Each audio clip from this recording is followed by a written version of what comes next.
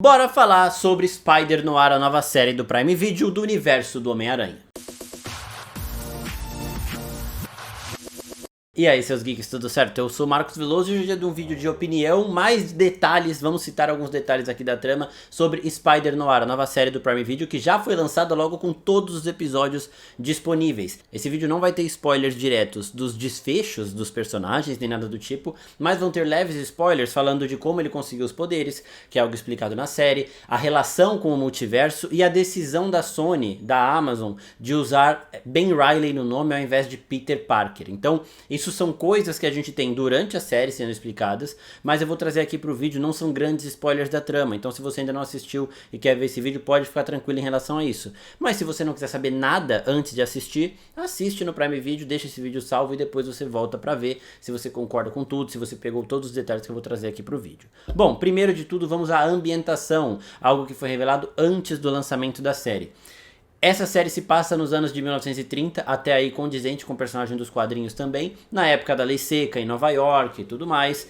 E na primeira cena da série a gente já tem uma afirmação de que este personagem nunca teve contatos com outras realidades, já deixando bem claro que esse não é o Spider-Noir que a gente viu em Aranhaverso, por mais que aquele lá também seja dublado pelo Nicolas Cage. Ali a gente não sabe o nome daquela variante, ele não fala se é Peter Parker, se é Ben Reilly ou outra coisa, a gente só conhece ele por Spider-Noir. E lá ele também é o Nicolas Cage, mas é outra versão do personagem. Aqui ele até fala, né? Uma vez me perguntaram de que universo eu era e eu respondi que só existia este universo. Então, tipo assim, talvez ele já tenha tido contato com algum ser de outra realidade, mas ele em si nunca saiu do mundo dele. Outra coisa legal é que a escolha por Ben Reilly é uma escolha muito interessante porque você tem algumas limitações para adaptar Peter Parker. Primeiro que eu nem sei se podem colocar Peter Parker em alguma série. A gente já sabe que o Homem-Aranha na Marvel ele não pode aparecer em séries. Então, por exemplo, ele não pode aparecer na série do Demolidor, o Peter Parker do Tom Holland. Por mais que o Demolidor tenha aparecido num filme do Homem-Aranha, por mais que o Homem-Aranha vá fazer alguma alusão a outros personagens como o Justiceiro que tá no filme, ele não pode aparecer na série. Então eu não sei se pode ter uma série com outra variante do Homem-Aranha se chamando Peter Parker. Esse é o primeiro grande motivo. E um outro motivo é que o Peter Parker, ele não pode fumar, ele não pode beber, e aqui o Ben Reilly tem todos esses problemas. Ele é alcoólatra, ele é um frustrado que fala um monte de merda, ele fuma cigarro e tudo mais. Então são coisas que para o Peter Parker elas não podem ser retratadas, tanto em quadrinhos, quanto em videogame, quanto em série ou filme, nada. Então aqui eles usam Ben Reilly para também mudar um pouco o tom da série. Essa série é mais 16, então a gente já esperava algo mais violento e esses pontos que o Peter Parker não pode aparecer fazendo, né? Então a Amazon deu um jeito de driblar isso e a melhor maneira de driblar tudo isso é porque nos quadrinhos o personagem é o Peter B. Parker. E aqui, talvez ele se chame Peter Parker também. Porque se vocês não perceberam, em um certo episódio, se vocês ainda não viram, né?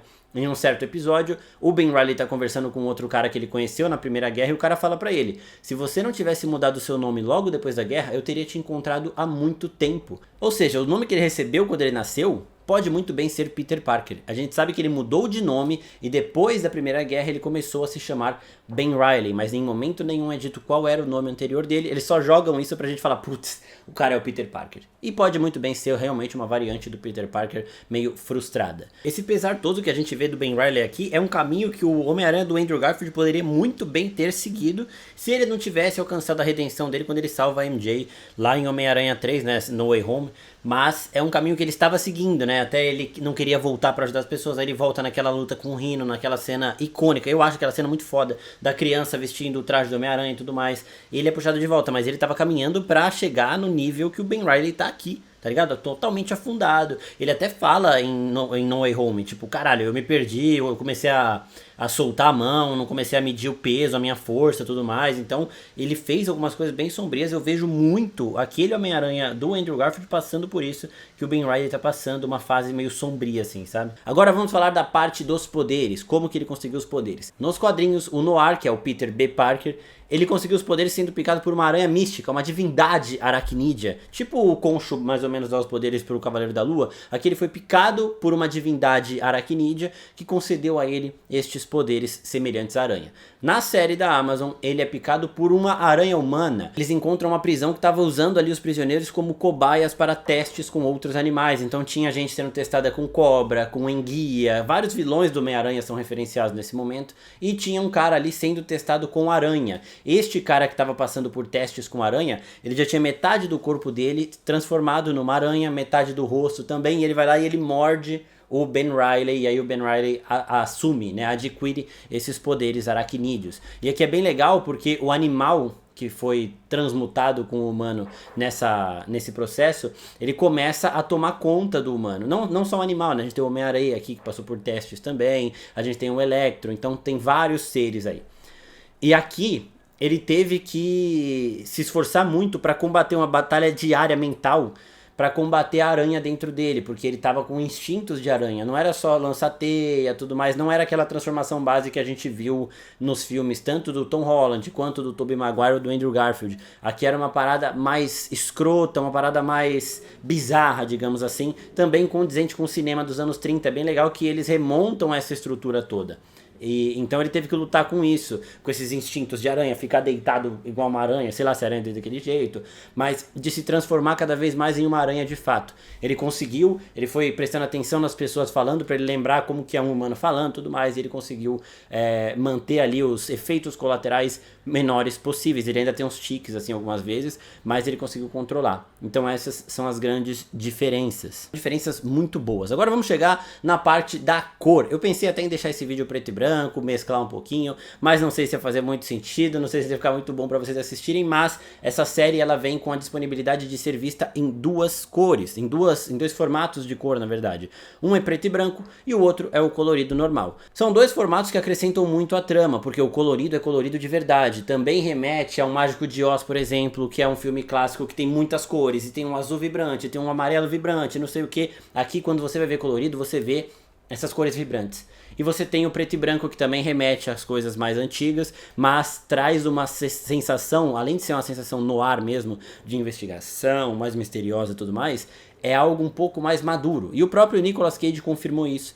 Ele disse que, na visão dele, Nicolas Cage, a opção em preto e branco é para os adultos apreciarem e tal, para ter mais detalhes narrativos, para ter uma imersão maior no mistério, para passar essa vibe mais antiga mesmo, enquanto a versão colorida é para as pessoas mais jovens. Ele inclusive falou que ele torce para que as pessoas mais jovens, depois de ver colorido, deem uma chance para o preto e branco, para que essa cultura de assistir as coisas em preto e branco comecem a se espalhar também, né? A gente tem, por exemplo, a Marvel lançando o especial do Werewolf by Night, do lobisomem, com os momentos preto e branco. A gente tem alguns momentos que uma cor vermelha aparece, mas ele é meio que no geral ali em preto e branco a maioria do tempo. E aqui a gente chega com essa de duas opções de cor. As duas funcionam muito bem. Quando eles usam as cores, eles usam muito bem feito. Quando eles vão no preto e branco, pra mim é melhor ainda. Principalmente em um episódio aqui, acho que é o 6º ou 7º, que o Nicolas Cage o Ben Reilly começa a alucinar. E aí tem uns efeitos de aranha saindo do corpo dele, não sei o que. E é muito mais grotesco, é muito mais assustador no sentido do que eles querem passar em preto e branco do que em colorido. Eu vi das duas formas e eu posso comprovar que, pelo menos na minha opinião, o preto e branco ele traz mais esse lado meio do gore, sabe? Enquanto o colorido acrescenta algumas coisas, principalmente cenas da Lee Jun-Lee, que é a mesma atriz que fez Pecadores, por exemplo. Porque quando ela tá se apresentando no palco, as cores são muito vivas. O vestido azul, a luz amarela atrás, assim, parecendo uma auréola de anjo e tudo mais. Isso daí no preto e branco não é tão vibrante, claro, mas no colorido é. Então, as duas formas vão te acrescentar alguma coisa, vão puxar mais para um lado ou para o outro. Então eu aconselho assistir nas duas também, é uma ótima trama, é uma ótima história, então não vai ser problema nenhum para as pessoas assistirem nas duas. Mas eu preferi o preto e branco justamente pelo lado do mistério, pelo lado do noir, pelo lado do gore, também do grotesco quando tem que ser grotesco.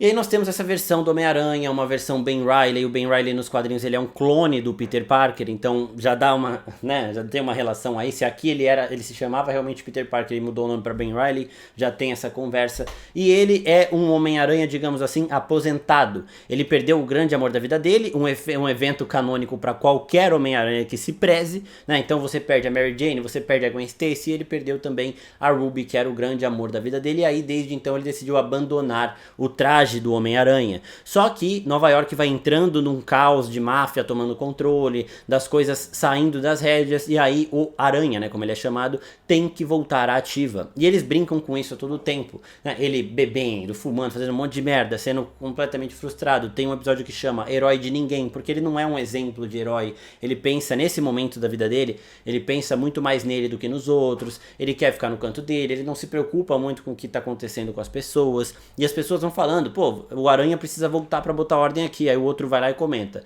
o Aranha, você viu a última vez que ele apareceu como ele tava gordo? Tipo, ele tá velho, não sei o que, não aguenta mais. Então, essas conversas elas acontecem na série, e de uma maneira bem legal. Ver esse personagem lutando com essa depressão que ele tá tendo, com essa descrença nele próprio e sendo puxado de volta, e aos poucos ele vai aceitando aquela versão dele que existia no passado e que o povo pede pra voltar, é muito bom de ver. E essa série também é muito boa no sentido de deixar o Nicolas Cage ser Nicolas Cage. Sabe aqueles momentos de interpretação meio bizarros? Tem os momentos que ele finge que ele tá surtando, que ele realmente tá apavorado, e aí ele dá aquele overacting que só o Nicolas Cage consegue dar, e é muito bom também você ver o cara fora da casinha nos momentos que ele precisa estar fora da casinha. Em termos de efeitos especiais também muito bom. A construção dos vilões é muito boa, tem os rostos aqui conhecidos. O ator do Electro, por exemplo, eu ficava, mano, eu conheço esse cara, depois eu fui ver, ele fez Hannah Montana, Henry Danger, era dessas séries que eu conheço ele. Muito bom. O Prefeito também eu conheço de algum lugar, mas não consegui lembrar de onde é, se vocês lembrarem depois, comentem aqui embaixo. O grande elenco são bons efeitos especiais, os momentos do Homem-Aranha na teia, eles são muito bem feitos, por mais que sejam poucos, mas aí a gente entende a dosagem de efeitos especiais que eles colocam. A luta dele com os vilões, o Electro, o Homem-Areia, tudo muito bem feito, muito bem editado, digamos assim também. E no geral a série conta uma história fechadinha, ela agrada em todos os sentidos, é uma boa construção de universo, por ser um universo separado, isolado, eles não tentam fazer nenhum tipo de relação com o restante da Marvel ou de qualquer outra adaptação, e esse daqui é um ótimo exemplo de como a Marvel poderia explorar o seu multiverso, né? Fazendo séries completamente isoladas que não teriam impacto nenhum na grande Marvel. Porque desde que a Marvel lançou a saga do multiverso e o Arif explorando essas ideias de universos alternativos, a gente achou que poderia ter isso. E a gente teve algumas séries muito temáticas, né? Como WandaVision, como She-Hulk, por exemplo, que é meio que uma sitcom e tudo mais, só que elas sempre estavam imersas dentro do universo Marvel. Não teve nenhuma completamente isolada de outra realidade, falando de um outro assunto meio nada a ver e usando os super-heróis como essa cereja do bolo, digamos assim. Essa série aqui é uma série investigativa, no ar, que tem esses personagens do Homem-Aranha como a cereja do bolo. Ela funcionaria sem eles, talvez não tão bem, mas com eles ela fica excelente. Então é isso que a Marvel poderia fazer, pegar outros personagens e contar histórias que não se envolvem com o CM, se passando em outros universos. Não é assim, a gente tem ali o filme do Homem de Ferro que não conversa em nada, mas tá dentro do CM. A gente tem ali um filme dos Guardiões da Galáxia que não conversa em nada, mas tá dentro do CM. Poderiam fazer histórias de fora. Aí, pô, pegar o ator e fazer seria meio complicado? Pegaram o Nicolas Cage e fizeram a primeira série que o cara faz na vida dele. Ele nunca tinha feito série nenhuma. Então, dá pra fazer. E não precisa ser com os big players, não precisa contar uma história alternativa do Homem de Ferro nem nada do tipo.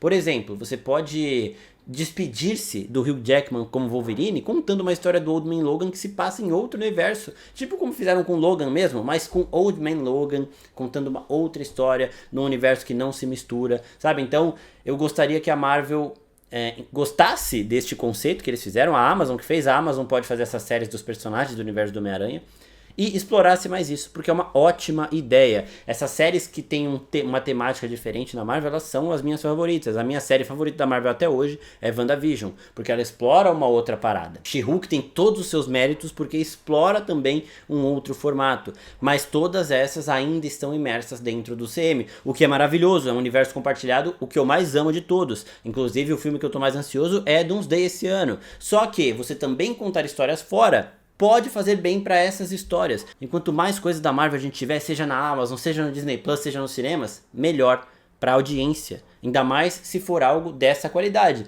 Não quero coisas da Marvel como a gente teve Morbius, por exemplo, Kraven e tudo mais, que são, não diria ruins, mas diria esquecíveis, sabe? É coisa que não entra. Tipo assim, a gente assiste, saiu, acabou, parece um filme da Netflix, tá ligado? Aqui, não, aqui é uma série que fica, ela deixa a sua marca, ela tem uma marca forte justamente porque ela tem essa opção de ser vista em preto e branco, e para quem vê-la em preto e branco vai ter essa marcação ainda mais forte. Então se você ainda não assistiu Spider Noir, assista, porque é uma história curta, os episódios têm 40, 45 minutos ali, tem 8 episódios, começo, meio e fim, fechadinho, e ainda deixa espaço pra gente voltar a esse universo, pra uma outra temporada. E aqui você não precisa ter visto nada antes pra entender o personagem, não precisa ver nada depois também pra ver o que vai acontecer, não. É só isso. Este universo único e pronto, acabou. Então eu gostei demais da forma com que eles driblam as limitações que tem de se adaptar a um Peter Parker, mesmo deixando a entender que esse personagem nasceu se chamando Peter Parker, e como eles criaram todo este novo universo para essa nova versão do Homem-Aranha. Spider-Noir me pegou de todos os sentidos, é uma ótima série e eu sugiro que vocês assistam também. É isso, pessoal, se gostou se inscreve no canal, curte aqui e até a próxima. Tchau, tchau.